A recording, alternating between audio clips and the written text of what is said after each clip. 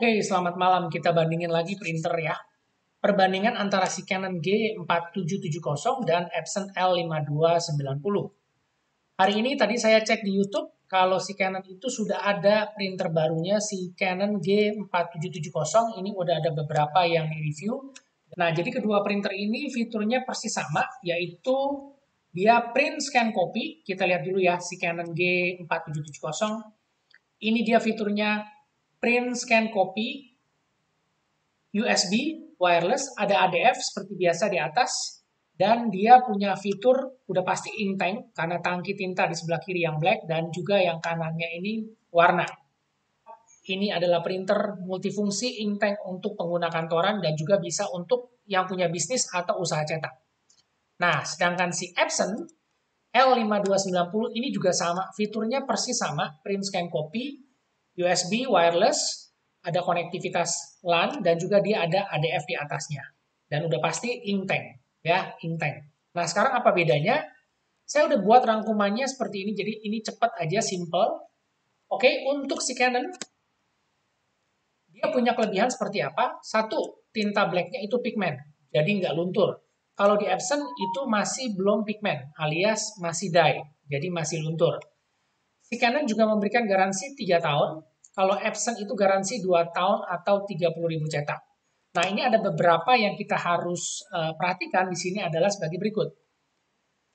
Printer Canon, dia menggunakan printhead 2. Ya, printheadnya ada 2, modelnya cartridge, yaitu printheadnya tipenya itu si BH70 dan juga CH70 untuk yang black dan juga yang color. Harganya per satuan 450.000. Jadi bisa diganti salah satu sesuai dengan kebutuhannya aja.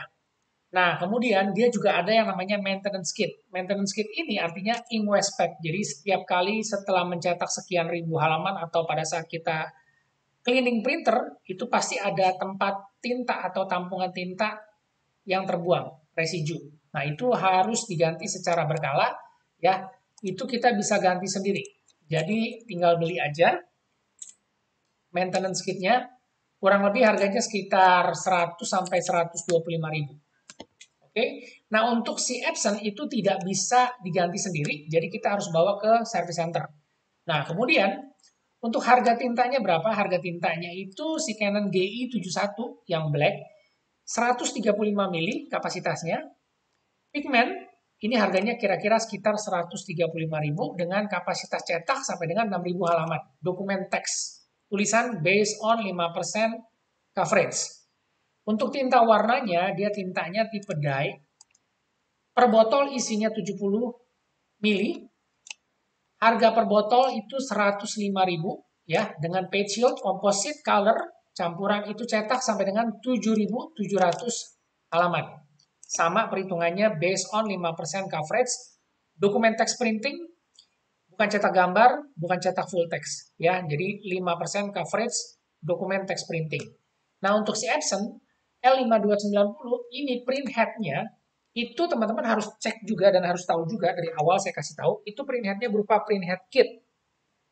Jadi dia harus diganti satu set, nggak bisa diganti salah satu. Harganya berapa? Kalau udah nggak garansi, 1,3 sampai 1,5 jutaan. Ya, ini harus diketahui dulu supaya jangan kaget nanti kalau misalnya terjadi pergantian print head, udah tahu harganya seperti ini. Nah, untuk tintanya, Epson menggunakan tinta Epson Black 003 ya, isinya 65 mili per botol, itu tipenya dye, bukan pigment. Harganya itu kurang lebih 85.000. Dengan page shield-nya itu kapasitas cetak sampai dengan 4.500 halaman. Ya, jadi si Canon 135 mili, kalau si Epson 65 mili. Harganya 85.000 berbanding dengan 135.000. Untuk Epson tinta warnanya Cyan Magenta Yellow itu sama tipenya dye. Isi per botol 65 mili. Harga per botolnya 85.000 dengan page shield 7.500 halaman. Sama perhitungannya, semua pakai based on 5% coverage, dokumen text printing, ya, bukan cetak gambar, bukan cetak full text. Nah, ini adalah perbandingan dari kedua printer ini, yang fiturnya itu sama, print scan copy dengan ADF. Kita bisa scan fotokopi ukuran F4 atau legal lewat di atasnya ini. Canon G4770 itu harganya sekitar 3,7 juta. Untuk Epson L5290 itu harganya 4.100.000. Ya, 4.100.000 sampai 4,2. Nah, selisih harganya kurang lebih sekitar hampir 500.000 dengan spesifikasi dengan fitur yang tadi saya udah sebutin di atas. Oke, itu aja yang saya mau sampaikan. Kalau ada yang mau ditambahin atau ada yang mau dikoreksi silakan supaya teman-teman bisa sama-sama belajar. Dan kalau dari kedua spesifikasi ini pilihannya kembali lagi ke masing-masing. Ya, saya sudah kasih informasinya lebih detail dan teman-teman bisa pilih sendiri sesuai kebutuhan. Oke, terima kasih sudah menonton video ini.